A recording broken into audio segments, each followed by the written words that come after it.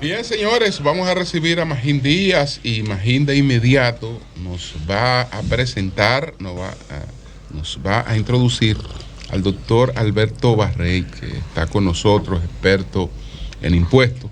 Háblanos un poco del doctor. ¿Quién es el doctor Alberto Barrey? Bueno, buenos días a todos. Buenos días. Y bueno, aprovechando que Alberto está visitando el país esta semana, pues lo hemos traído aquí al sol. Y Alberto, la verdad es que es un gran amigo, pero es uno de los grandes referentes a nivel mundial en el tema de impuestos. Guay. Sí. Guay. Donde hay reforma tributaria lo llama. Ay, mi madre. Y Alberto conoce mucho el país. Él, cuando estudió en Harvard, hizo su doctorado, ahí mismo le tocó venir al país a trabajar en la reforma tributaria del año 1992, en la elaboración del Código Tributario. Y a partir en estos 30 años, pues ha estado involucrado de una u otra forma en las reformas tributarias que se han hecho en los distintos gobiernos, en las reformas de política fiscal. Bueno, estando yo en el sector eléctrico, en el gobierno del presidente Fernández nos ayudó en el tema del sector eléctrico, pero la verdad es que Alberto es el referente en América Latina del tema de reforma tributaria. Entonces, esta semana él está aquí, ha tenido varias reuniones con amigos, con empresarios, con académicos. Ayer estuvimos en la universidad. Y bueno, hay que aprovechar. Con algunos funcionarios, me imagino. Con algunos también, funcionarios del gobierno, claro, porque sí. él los conoce a todos, a la mayoría de los técnicos que trabajan en el área económica, fiscal del gobierno. Y bueno, yo creo que hay que aprovechar que está aquí para hacerle algunas preguntas. Así es. Don Alberto, antes de que hablemos de la posibilidad de reforma, etcétera, ¿qué piensa usted de la aplicación de la renta básica universal? ¿Cree que realmente llegaremos al RBU, que fue uno de los temas ahora de debate en el Foro Económico Mundial de nuevo? Un gusto, Julio, en estar en el sol de la mañana. La segunda cosa, Magín ha trabajado conmigo mucho tiempo y siempre le pido, no me presentes como un tributarista, porque yo hago fiscalidad. Vi que en la parte yo hago fiscalidad, y si no, que en tributaria, en vez de decir tributarista, que yo financio hospitales y escuelas. Soy más lindo. Ayuda a los gobiernos. No quiero, en el caso de Dominicana, mi queridísimo París para mí, que vengo para mí, que amanezca flotando en la bahía de Sosúa, que es una linda manera de morir, pero déjeme morir por un amor, por una lucha, no me deje por esto. Pero le voy a decir, a lo que venimos acá, que tengo muchísimos amigos en República Dominicana, obviamente con Magín tengo más relación porque ha trabajado conmigo en otros países, es a una perspectiva, es saber en el futuro, o a veces muy corto plazo en alguna cosa, en otro más largo plazo, qué cambios van a hacer. No es a proponer una reforma tributaria, que sin duda alguna en Dominicana va a tener que hacerse, porque cuando el mundo cambia, cuando cambia la tecnología, cuando cambian las condiciones internacionales, ahora están las empresas digitales, ahora podemos cambiar el IVA porque tenemos todos los medios para hacer pagos y la factura electrónica y una serie de cosas podemos cambiar. Entonces, lo que vengo a hacer, y hay algunos impuestos que yo probablemente no recomendaría, pero que con honestidad los voy a presentar, como el impuesto a la riqueza o el impuesto al patrimonio. Pero no importa lo que yo piense, porque, por ejemplo, la renta mundial, va a haber cambios internacionales que República Dominicana, con 137 países, casi el 80% del PIB del mundo, se comprometieron a hacerlo. Entonces usted me pasa a un tema mucho más amplio, que es la renta básica universal. Exactamente. La renta básica universal hoy día no está al alcance de nuestra mano. ¿Por qué? Porque nosotros somos países que tenemos... Cuando usted dice no está al alcance de nuestra mano, ¿está hablando de América Latina o del mundo? América Latina. De América Latina. Sí. Quizá en algún país en desarrollo se pueda poner, yo lo dudo, le voy a ser honesto, porque primero nosotros no tenemos ni los niveles de ingreso para cobrar esa tributación y poder darlo.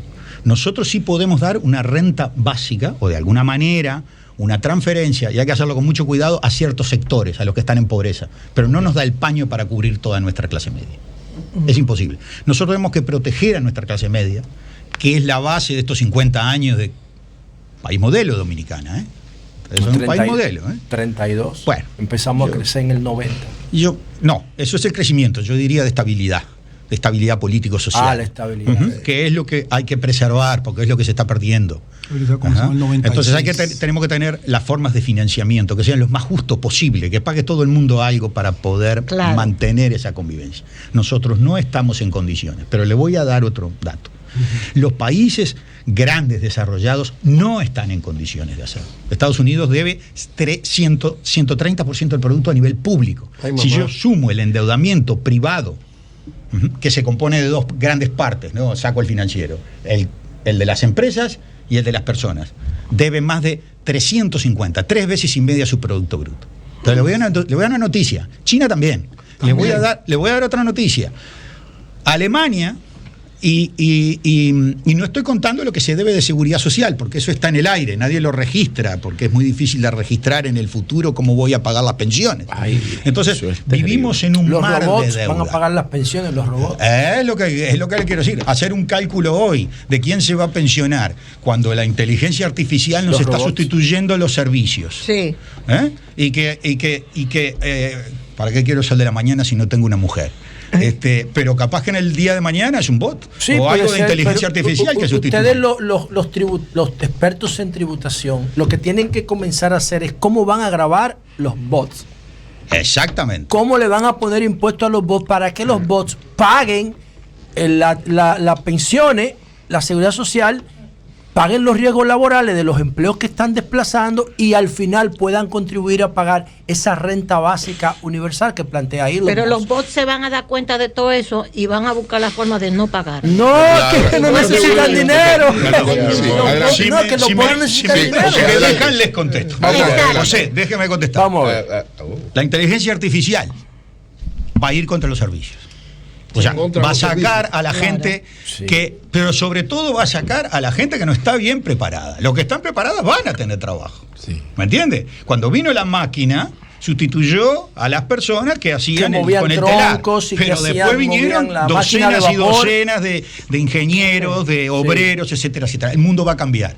La robótica es la misma historia, pero con las cosas industriales. Lo que no quiere decir que no se van a crear otros trabajos, porque el mundo cambia. Envejecemos. Dominicana todavía no tiene un problema de pensiones, pero lo va a tener porque las mujeres tienen menos hijos, pero entonces vamos a tener que tener más gente que los cuide.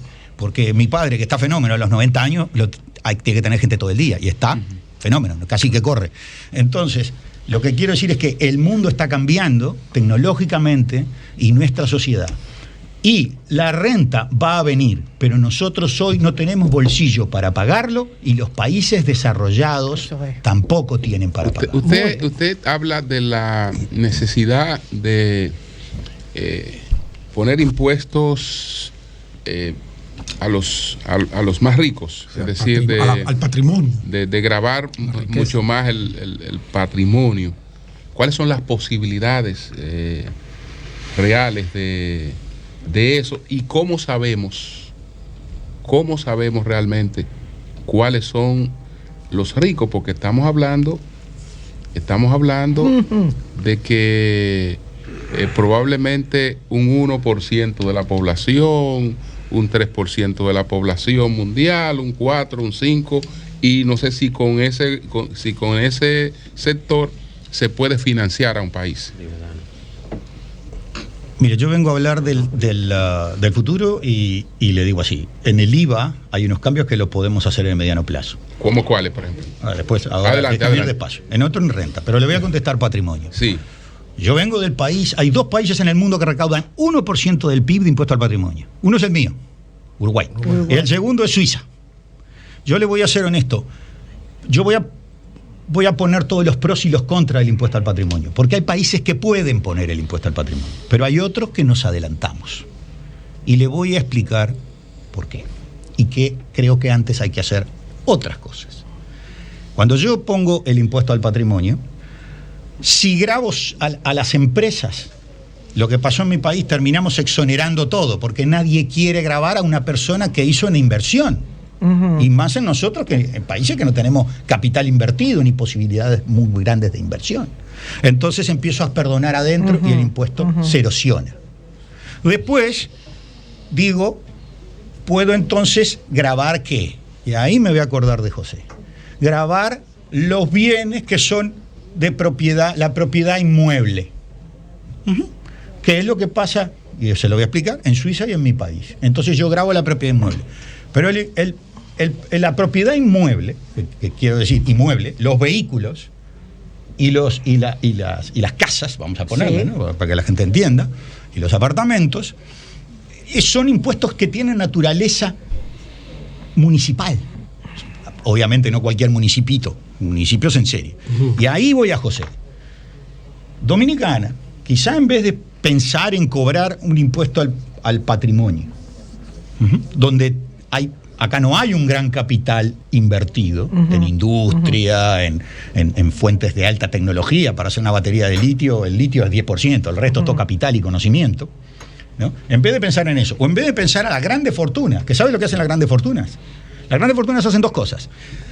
Mueven sus bienes financieros a paraísos fiscales, a donde no se paga. Claro, por eso le preguntaba. Y si usted no puede hacer eso, se mueve usted y deja a sus hijos y viene la mitad del año acá y entonces ya no es más un residente fiscal. Y hay países, por ejemplo el mío, claro, que por 2 meses que usted esté en Uruguay le damos la residencia fiscal y no le cobramos nada. Pero le digo que lo mismo pasa en España. Por 2 meses le dan. Por 2 meses. Y yo en España, además, por ejemplo, puedo invertir hasta 1.400.000 euros y no me cobran nada. Y no soy residente. Perfecto, mi mujer es española. Entonces, son países competitivos en ese aspecto. Puse a España y Uruguay, que son 2 países que están en mi corazón. Pero hay miles más. Si usted quiere, se los empiezo a contar. Entonces, pensar que uno va a poner y usted quiere mucho a Uruguay, que lo pone como España. Sí, es que Uruguay merece ser puesto como España, es el país más desarrollado de América Latina. Usted habla de 2 países y menciona España y menciona Uruguay. Yo quiero mucho más a España, porque mi mujer capaz que escucha esto. Pero voy al punto, Julio. El punto es que quizá hoy un país como latinoamericano, no solo República Dominicana, no esté en condiciones de cobrar un impuesto al patrimonio, porque no tiene bien todos los controles de propiedad, amén de tener estos problemas. Acá no hay un catastro. Entonces, ¿por qué no empezamos por otra cosa? Vamos a ver. Dominicana es el segundo país que cobra menos, porque paga lo mismo la Jeepeta Lexus de José. La mía no es Lexus, la mía es pobre FIA del 98 que tiene más gente. Entonces, ¿por qué no empezamos a decir, vamos a cobrar algo razonable en la patente? ¿Por qué no empezamos a cobrar a los apartamentos que gracias a Dios tiene este país, que en los 35 años que yo vengo ha crecido, el país que más ha crecido en 60 años? Entonces, ¿por qué no empiezo por un impuesto mucho más lógico, mucho más fácil? Y además que lo cobre, y acá termino, y además que lo cobre el municipio, para que José no tenga que esperar 20 minutos en un semáforo y esto nos pasa en toda América Latina, y no tengamos estas macrociudades donde al final uno, digamos, en el mundo del futuro no va a haber un chofer, ¿no? Pero tenga que estar contestando los emails porque tiene 40 minutos para un viaje que lo hace caminando en 15. Doctor Julio. Sí. Doctor.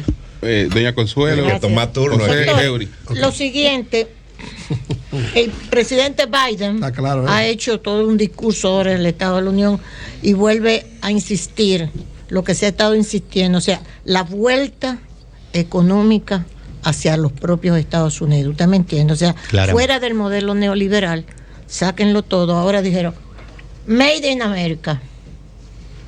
Y defendió al trabajador americano, defendió la industria americana, que por cierto ayer sale un artículo muy interesante en el Washington Post que dice que hasta las piezas que se necesitan para volver a América ya no las fabrican en los propios Estados Unidos.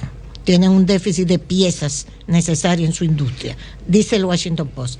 Pero lo que quiero decirles, se vincula eso que dice Biden de imponerle a los más ricos, porque esa es la posición de Biden y de los demócratas, que los republicanos le dicen que no. O sea, que sean ellos, volver a que sea un impuesto progresivo y no regresivo como el IVA. O sea, es por ahí que va la humanidad, es por ahí que va todo esto. Sin duda, la desigualdad es fenomenal. Y le voy a decir cuál es el problema. El problema es que en Estados Unidos los mercados son profundos, son amplios y además son líquidos. Sí. Entonces uno puede cobrar el patrimonio con mayor facilidad en Francia. Nosotros no tenemos esos mercados tan líquidos. Sí. No tenemos una bolsa donde sabemos enseguida cuánto tiene Magín de acciones en Google. Sí. No tenemos esa infraestructura. Sí, las empresas son privadas, la mayoría. Exacto. Y además, en Estados Unidos usted entra y sabe las propiedades que tiene doña Consuelo en Miami. Sí. Entonces, nosotros no tenemos esa infraestructura. Y además ellos cobran 1,5 puntos de impuesto a la propiedad inmueble y vehículos. Casi lo mismo que cobran de el impuesto a las ventas, porque ellos no tienen IVA, que son 2 puntos. Entonces, ellos tienen la infraestructura probablemente para cobrar un patrimonio. Nosotros tenemos mercados poco profundos, es difícil determinar nuestro patrimonio, y además ilíquidos, no los podemos vender para pagar, porque tenemos tierra. Usted me dice, te voy a pagar el 1% de la tierra, ¿y de dónde lo saco este año que tengo entonces sequía? ¿Nos vamos a quedar con el IVA? No, nos vamos a quedar con el impuesto a la propiedad que no cobramos hoy, el impuesto inmueble y el impuesto a los vehículos, cobrándolos razonablemente de acuerdo a los precios de esos inmuebles y de esos vehículos, y cobrando bien el impuesto a la renta, que nosotros no lo pagamos, en América Latina somos alérgicos al impuesto a la renta personal y lo vivimos defraudando. Empecemos por cobrar lo que podemos cobrar.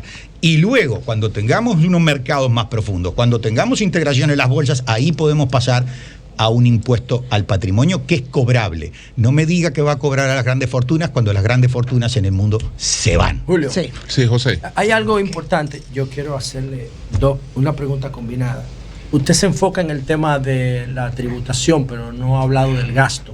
Y yo le pongo este ejemplo. Nosotros estamos invirtiendo el 4% del PIB en educación. Yo estoy convencido científicamente de que el modelo educativo dominicano es una botadera de dinero, no sirve para nada. Es verdad. Y metimos 245,000 millones de pesos ahí. Y no tenemos, ahora mismo apareció un mapache aquí. Y lo querían matar a la gente. Lo mismo que van a esa escuela, porque esa escuela no sirve. Una escuela que pone a la gente bruta. Y entonces ahí está la eficiencia del gasto. ¿Cómo nosotros podemos eficientizar ese gasto para apuntalarlo en nichos que puedan ser productivos, que se puedan medir? Aquí no se mide el gasto público. La eficiencia del gasto público no hay ninguna institución que la mida.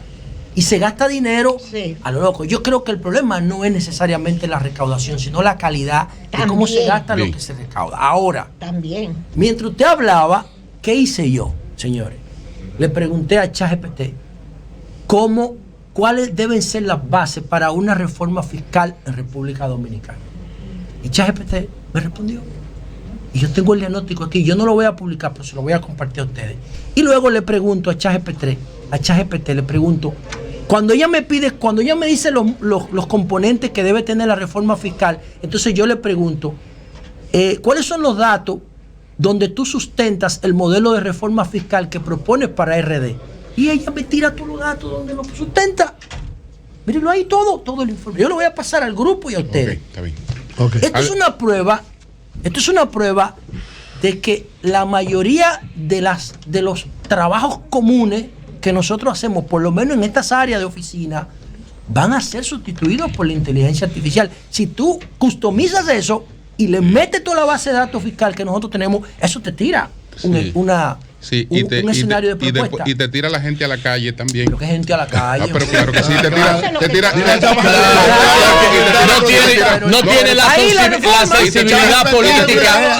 Pero espérate un momentito. Y te tira la gente. Por último, te tira la gente a la calle. No, Julio, porque no tiene la parte de la sensibilidad política, humana, social, sensibilidad. Yo no estoy orientando eso a la reforma fiscal. Pero es el modelo educativo que tiene que redefinirse. Bueno, eso tú tienes razón. Pregunta. Esa se sabe sin ella. Ok, adelante. Sin esa chica. Por último, señor Barrex. Sí, Alberto Barrex. ¿Qué podemos aprender los dominicanos de Uruguay? Ustedes que tienen los mejores indicadores de calidad de vida en América Latina. ¿Cómo han logrado eso? ¿Cuáles son los factores determinantes para tener esa estabilidad política, esa estabilidad económica, esos indicadores de desarrollo que ustedes muestran? Bien. Son muchas preguntas a la vez, José. Sí. La primera, voy a empezar por Uruguay. Uruguay no es modelo de muchísimas cosas. Así que vamos a dejarlo. No, eso dice. No, pero ¿me va a dejar contestar o no? Dale. Bien. Entonces, mire, en Uruguay, yo le voy a aclarar esto y voy a tomarle el tema de la educación. En Uruguay se gradúa el 40% de educación secundaria. El futuro de Uruguay está perdido. El 40%. El 40%. Y además tenemos 5 jóvenes, porque nosotros somos un país de viejos. Sí. Pero le voy a ir a Dominicana. Usted me pregunta sobre gasto público y cómo hacer la reforma de la educación. Soy hijo de una maestra que se dedicaba a esto, una maestra de arte. Pero no sé absolutamente nada de educación. Y no sé absolutamente nada del gasto. Pero sí sé algo. República Dominicana gasta el 4%. Lo gasta mal, muchos países lo gastan mal. Mi país dice que está en manos de políticos y maestros, y eso no puede ser, que en la educación tenemos que involucrarnos todos. Nosotros no tenemos el mismo gasto que tienen los asiáticos, pero Dominicana no tiene el gasto que tienen los europeos. Los europeos. La OECD gasta 5.6% del PIB. La única diferencia que el PIB promedio de la OECD es 4 veces más alto que el de Dominicana. Por lo tanto, yo no digo, hay que gastarlos, pero excesivamente bien. Porque si usted toma en cuenta, el gasto de esos países es de 8 a 10 veces más grande. O sea que ya nuestros alumnos corren con una ventaja horrible. Pero le voy a poner más.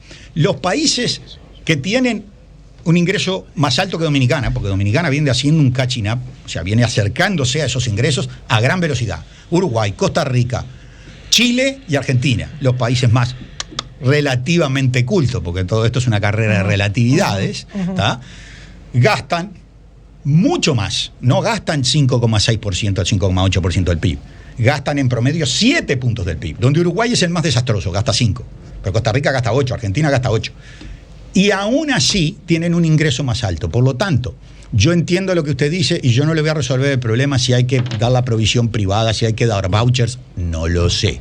Lo que sí sé es que usted no va a progresar si la educación pública, que no quiere decir que se provea públicamente, si usted no la empuja en la economía del conocimiento, estamos absolutamente perdidos. Segundo punto, Dominicana tiene en investigación y desarrollo 0.2, 0.3 del PIB. En América Latina tienen el doble. Y en Europa tienen casi 4 veces más. No le voy a decir Israel y los países de punta, porque esos tienen de 3 a 5 puntos del PIB. Suecia, Corea del Sur. Entonces yo lo que digo es lo siguiente: porque alguien gasta mal, no podemos decir que no podemos hacer nada.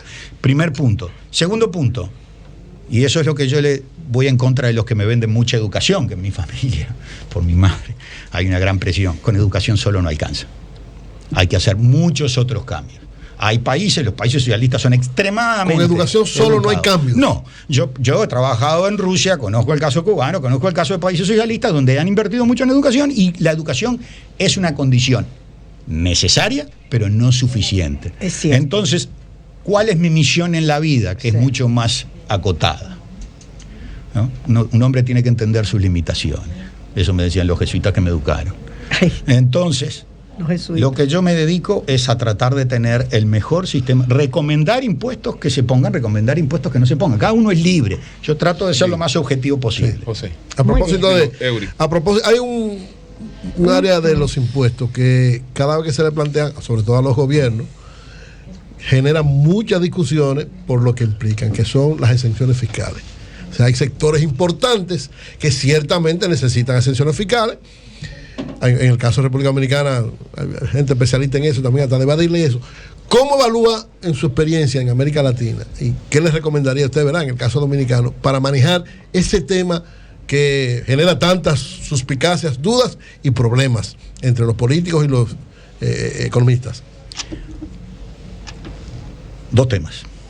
Yo personalmente, contra la mayoría de los tributaristas, en especial la mayoría de los tributaristas que me enseñaron. Pues yo soy una segunda generación. Hoy soy un viejo, pero antes era el enfant terrible. Siempre fui partidario de los incentivos fiscales. ¿Usted es partidario? Y le voy a explicar por qué. Le voy a explicar por qué. Porque nosotros, a veces para competir, tenemos que darle una ventajita de renta, porque no tenemos la infraestructura que José se quejaba de que acá hay que tomarse 20 minutos en un semáforo. Sí, no tenemos la educación que hablábamos con doña Consuelo. Nuestra educación es muy baja. Tenemos una serie de cosas en desventaja de los países desarrollados. Correcto. Entonces yo le doy una ventaja. Eso por un lado. Ahora hay una segunda fuerza. Las grandes empresas, en especial las digitales, pero ya las grandes en otros sectores como la química, etcétera, etcétera, tienen todas un entramado de aprovechamiento de países de baja tributación, porque esto es una complicidad entre esos países y las grandes empresas, para mover los beneficios para ahí y no pagar, aún en los países grandes. Sí, señor. Por eso 137 países del mundo dijeron, algo tienen que pagar. Sí. Y yo creo que tiene razonabilidad. A mí, que soy un partidario de los incentivos, digo, en este mundo que todos vamos a tener que hacer un gran sacrificio porque precisamos más gasto público en pensiones, más gasto público en salud, más gasto público en inversión, en educación y en ciencia y tecnología. Todo el mundo va a tener que pagar. Y ahí vino lo que se llama el impuesto mínimo del 15%. Y termino con esto, porque no le contesté a doña Consuelo. Parece que el mundo de hoy abandona la teoría de la globalización y firmó con todos todo el mundo. Y vamos a tener lo que Magín y el doctor Daguarre llaman un saludo para el doctor Andy Daguarre. Ya está por debajo de Magín. Está como de vacaciones. Déjame terminar. No se lleva la idea. Que lo importante. Aquí no se puede hablar de reformas sin mencionar a Andy. Él lo está reconociendo ahora. Eso es lo que pasa. No se puede hablar de reformas sin mencionar. Espérate. No se puede hablar de economía sin hablar de muchos economistas. Digamos, a mí me educa Magín todos los días. Déjeme terminar porque yo soy. La idea es esta. Mire cuál es la idea. Está bien. Dígame. Dale. Adelante. La idea es esta. El mundo pasa de esa... Yo vengo de Harvard, Andy es de Columbia, Magín es de Chicago. Somos todos de diferentes escuelas, pero nos defendemos... O sea, pero... Y hay otros de otros. Entonces, ¿qué es la idea? La idea era, estamos en un mundo donde vamos a ir a una forma de regionalismo abierto. Somos región, pero nos abrimos a todo, vamos a comerciar con todos. Y uno de los líderes del libre comercio es China. Así que ahora el mundo, por diferentes motivos que nosotros no gobernamos, vamos a ir a un regionalismo, como dicen ellos, un regionalismo de amigos, un regionalismo de personas o de países que tienen una afinidad política. Entonces, ¿qué quiere decir? Que muchas de las actividades que se desarrollan en Asia probablemente sean repatriadas a los países amigos. Eso puede ser que sea ineficiente, los costos van a subir, lo que fuera. Muchos países están sacando tajada de eso. Ya México y el Canadá y el CAFTA ya están pensando en cierta relocación de ciertas inversiones que van a ser de Estados Unidos, pero también pueden ser europeas, porque Europa, España fabrica mucho en China y en Vietnam, etcétera, etcétera, pasándolo a países de una mayor afinidad. Entonces, ¿cuál es el problema? El problema es que todas esas industrias, yo voy a un país no porque sea amigo, voy a un país por dos motivos ahora. Primero, porque tengo una afinidad. Pasamos a aquello que los países tienen intereses permanentes, ¿no? Que decía Lord Palmerston. O sea, los intereses no solo son económicos, también son políticos. Y entonces ahí, ¿cuál es el problema? Que si Dominicana, que es un país amigo, o Costa Rica, que está en este juego, de decir, bueno, considérenme a mí también, y lo mismo probablemente el Brasil de Lula, y diga a Estados Unidos y a Europa, yo quiero pasar, por eso Lula está entrando en comercio con Lula, solo van a ir si usted tiene la capacidad técnica. Para tener la capacidad técnica, usted tiene que tener educación y tiene que tener desarrollo tecnológico, porque yo no puedo llevar mañana fábricas de batería a Argentina o a Bolivia porque tienen el litio, el conocimiento. Entonces, por eso precisamos. Entonces, ¿qué pasa? República Dominicana, que es obviamente un país muy insertado en la tradición occidental, está cerca de Estados Unidos, pero está muy cerca de Europa culturalmente y por su turismo, etcétera. Y además por su forma de vida, por su convivencia, inclusive que en su situación geográfica, ¿no? Ha sido generoso en la cuestión de seguridad nacional y del compartir la isla, exactamente, está muy bien mirado por el mundo. Y además ha crecido mucho en 60 años. En términos relativos, obviamente, Vietnam creció más, otro creció más, claro. Tailandia creció más. Porque uno tiene que mirar eso. Sí. Pero tiene una gran posibilidad de absorber eso. ¿Por qué la va a perder? Porque quizá le falte la infraestructura humana, sobre todo, porque estamos en el conocimiento, y la infraestructura social. Entonces, no podemos perder el tiempo. Tenemos que hacer eso. Doctor, dos preguntas para aprovechar al doctor Alberto Barraix. América Latina está ahora entre medio de dos potencias que luchan por el control de la hegemonía mundial. Habíamos salido de la Guerra Fría, la lucha de Estados Unidos, la Unión Soviética, y ahora en materia comercial tenemos a China, que trata de controlar todo el continente a través de sus facilidades en materia comercial, pero tenemos a Estados Unidos, que ha sido de una manera u otra un gran aliado de América Latina en cuanto a subsidios, programas especiales y esto. ¿Qué le recomendaría a usted a los países como el nuestro, de América Latina? ¿Me voy de un lado, me mantengo en el centro, me alineo o no me alineo, o trato de establecer y aprovechar esa disyuntiva que tienen las dos potencias para construir en América Latina una gran alianza comercial? Uno. Y la otra es, aquí en República Dominicana tenemos el gran debate con el tema de las AFP, el rol, la intermediación, que si es muy alto, que si no beneficia a los que estamos cotizando ahora para tener una pensión en el futuro, que si serán pensiones de miseria. ¿Qué le recomendaría usted al gobierno hacer con el tema de las AFP? ¿Bajarle el monto que ellos ganan por la intermediación, sacarla del juego y que el gobierno regule? Dios mío, yo vine a hablar de impuestos. Eso es impuesto también. No, eso no es un impuesto, es un tributo.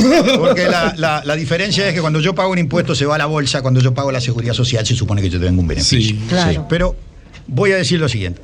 Yo vengo a hablar de impuestos. Y en impuestos ahora, ¿no? Yo venía a hablar del IVA, en cambio tecnológico, venía a hablar de renta. Mire, me voy a la renta.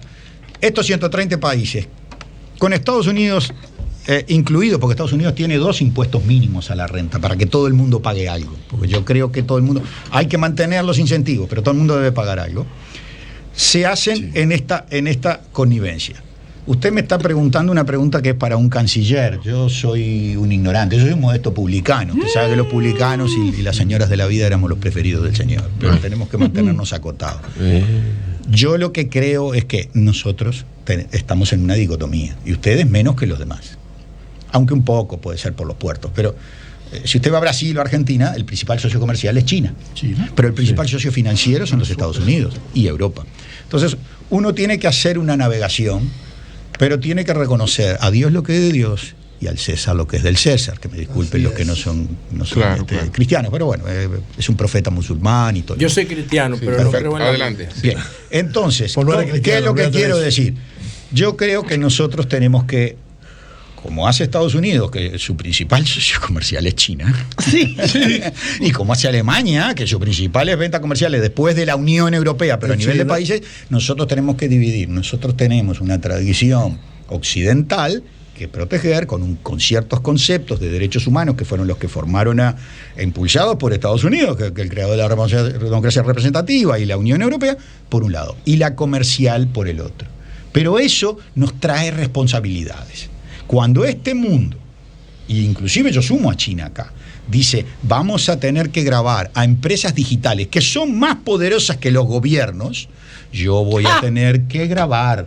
¿Por qué? Porque esto me retrotrae, y discúlpeme, a la época de Teddy Roosevelt. Teddy Roosevelt a nivel internacional fue el que hizo el imperialismo norteamericano. Sí. Sacó a España de Cuba, etc. Pero a nivel interno dio peleas muy duras contra los varones de la industria. Contra Vanderbilt, que manejaba contra los monopolios. Que eran monopolios que ya habían dejado de ser creativos, porque un monopolio creativo hay que dejarlo que cree. Si no, no tendríamos celulares, si no, no tendríamos YouTube. Lo que quiero decir es que en ese momento, Roosevelt, ¿no?, la familia más importante de la política del mundo, uno creó la regulación y el otro Roosevelt, el Estado, y Teddy, y Franklin Delano creó el impuesto, creó el Estado del Bienestar y además peleó contra los totalitarismos. Ellos hoy contra estas enormes empresas, que inclusive algunas de ellas no son norteamericanas. Solo se pueden hacerlo cuando tenemos un conglomerado. ¿Y cuál de ellas no es norteamericana? De que todos los países vamos a aplicar esto, porque ni los grandes países la pueden controlar. Y en eso van a participar países que tienen ideologías completamente diferentes. Ya no es Estados Unidos y China, son los países musulmanes. Entonces, nosotros tenemos que tener 3 patitas. El pensamiento comercial, el pensamiento político, pero también tenemos que pensar en el pensamiento de la cooperación internacional. A mí solo me ha tocado en el lado de impuestos. Yo trabajo junto con la OECD desde el 2008 porque haya más transparencia en el mundo, porque tengamos un mundo más transparente, donde se pueda combatir una serie de cosas y donde tengamos una convivencia para tener un capitalismo. Mire, señor Barrera, aquí se ha intentado poner impuestos a las empresas tecnológicas, como Netflix, como Spotify, pero como Amazon, y la gente grita porque para la sociedad, para la clase media, esos servicios son fundamentales y esos productos explotan desde que lo han intentado como 3 veces, hay que retirarlo aquí. Doctor, usted va a recomendar cuando vayan a hacer el ajuste después que Luis vuelva a la reelección que va a ganar. ¿Y qué? ¿Usted es una pitoniza? Bueno, ya no iba a ganar la reelección. Sí, pero el presidente no puede hablar de reforma antes de la elección. Pero no va a hablar de por eso, estoy hablando de que cuando él se reelija, porque Luis va a ganar. Tiene que hacer una reforma al gasto, coño. Vuelve y dígalo, doña. Sí, es así. Luis va a ganar. Usted le va a recomendar, porque usted vuelve para acá. A esa reforma. Espérense, hombre, pero déjenme decir. Luis va a ganar. Usted no está como ese no es el punto. Miren, usted le va a recomendar el impuesto regresivo, porque lo que se habla es subirle a la comida el impuesto, la reforma, subirle a lo que no se está pagando IVA, ponerle IVA, o a la fortuna, al patrimonio, a la renta. ¿Qué usted le va a recomendar así concretamente? En un minuto. En un segundo. Concretamente, yo le voy a recomendar lo siguiente. Primero, el problema con las grandes empresas no es subirnos los precios, es que ellos de lo que ganen no los dejen en paraísos fiscales y paguen en los países. Primer punto. Y entre ellos, a los países que molestan, es a la República Dominicana, que no agarra prácticamente nada de renta. Primer punto. Y eso va a influir probablemente en otras partes de República Dominicana que tienen beneficios y que algo van a tener que contribuir. Primer punto. Segundo punto, ¿qué le diría? El IVA, ahí le voy a reconocer, díganme todo porque yo soy uno de los creadores del IVAP, con otra persona que vive en Dominicana. Nosotros creemos, le explico, nosotros creemos, se lo voy a explicar, el IVA es un impuesto bellísimo, es la paloma de Picasso, es sencillo, se cobra fácil, lo vamos a controlar con la factura electrónica que se inició con Magini y que este gobierno inteligentemente lo ha convertido en un instrumento de Estado, en una política de Estado. Las políticas son diferentes. Se inició con Juan Hernández. Entonces, y con Juan, con Juan era mi mejor amigo, uno de mis mejores. Sabe que soy una mirada, pero voy al punto. El IVA es regresivo, es su problema.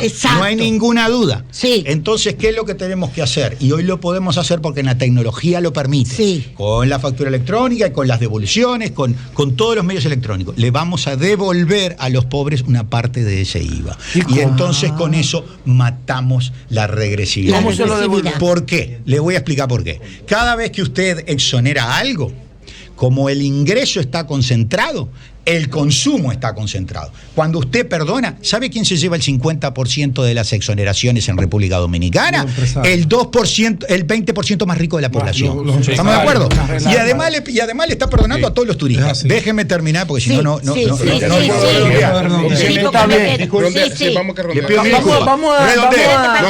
que hay que tratar en el IVA es de hacer juntar con gasto público y con las nuevas tecnologías y devolverle en particular a los pobres, que son los que no pueden pagar, devolverle parte de ese IVA, inclusive un poco más. Ese es el punto con el IVA.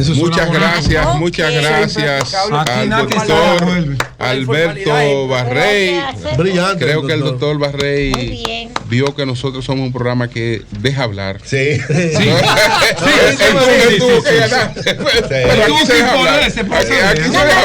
Falta contestar una cosa.